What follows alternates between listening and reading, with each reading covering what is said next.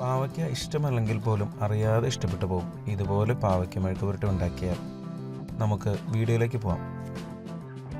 ഒരു പാനിൽ 2 table spoon എണ്ണ ഒഴിച്ച് ചൂടാക്കുക. അതിലേക്ക് 1/4 കപ്പ് തേങ്ങ കൊത്തി ചേർക്കാം. ഇത് 1 മിനിറ്റ് നേരം ഫ്രൈ ചെയ്യുക.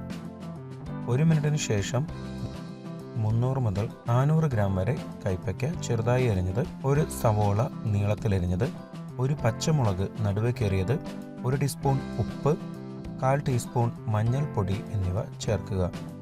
നന്നായി മിക്സ് ചെയ്യുക. ഇതുവരെ നമ്മുടെ ചാനൽ സബ്സ്ക്രൈബ് ചെയ്തിട്ടില്ലെങ്കിൽ ഒന്ന് സബ്സ്ക്രൈബ് ചെയ്ത് സപ്പോർട്ട് ചെയ്യണം. പുതിയ വീഡിയോയുടെ നോട്ടിഫിക്കേഷൻ അപ്പോൾ തന്നെ ലഭിക്കുന്നതിന് ബെൽ ബട്ടൺ കൂടി ഇനേബിൾ ചെയ്യുമല്ലോ. ഇനി 1/4 കപ്പ് വെള്ളം മീതെ തളിക്കുക. മൂടി അടച്ച് ലോ ഫ്ലെയിമിൽ 7 മിനിറ്റ് നേരം വേവിക്കുക. ഇടയ്ക്ക് ഓരോ 2 മിനിറ്റിലും അടി പിടിക്കാതിരിക്കാൻ ഒന്ന് ഇളക്കി കൊടുക്കണം. 7 മിനിറ്റിന് ശേഷം മൂടി തുറക്കാം. നന്നായി ഒന്ന് ഇളക്കി കൊടുക്കുക. ഇനി മീഡിയം ഫ്ലെയിമിൽ വെച്ച് വെള്ളം വറ്റിച്ചെടുക്കണം. നേരിയ ബ്രൗൺ നിറമാകുന്നത് വരെ ഫ്രൈ ചെയ്യുക.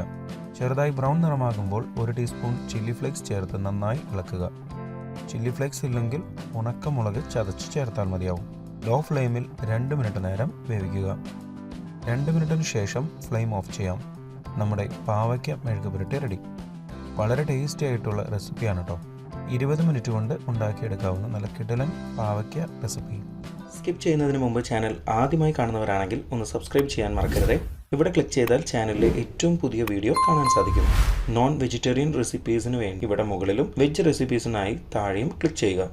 4 മണി പലഹാരങ്ങൾ, സ്നാക്സ്, ബിരിയാണി, ഡെസേർട്സ്, ഡ്രിങ്ക്സ് തുടങ്ങിയ എല്ലാവിധ റെസിപ്പികളുടെയും ലിങ്ക് ഡിസ്ക്രിപ്ഷനിൽ കൊടുത്തിട്ടുണ്ട്.